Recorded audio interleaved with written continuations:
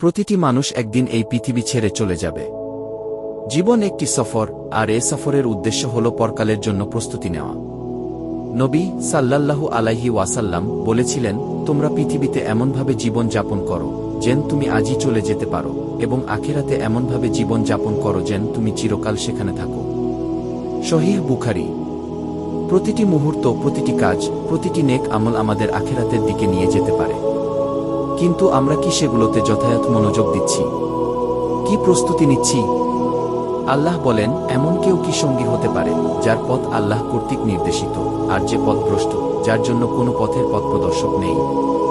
সূরা ফাতির আয়াত ৩-৯। আল্লাহ আমাদের প্রতি অকল্পনীয় দয়া ও করুণা প্রদর্শন করেছেন। প্রতিটি দিনের শেষে আমাদের প্রশ্ন করা উচিত, আজ আমি কি করেছি যা আমাকে আখিরাতের দিকে আরও এক ধাপ এগিয়ে নিয়ে যাবে?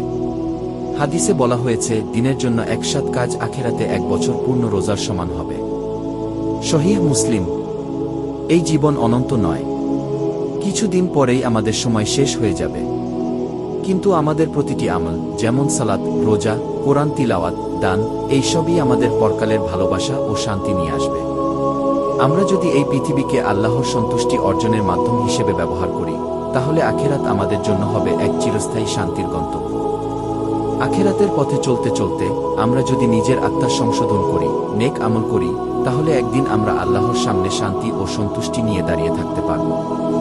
আল্লাহ আমাদের সবাইকে তার পথে চলতে, সৎ কাজ করতে এবং আখিরাতের জন্য সঠিক প্রস্তুতি নিতে সাহায্য করুন। আমিন।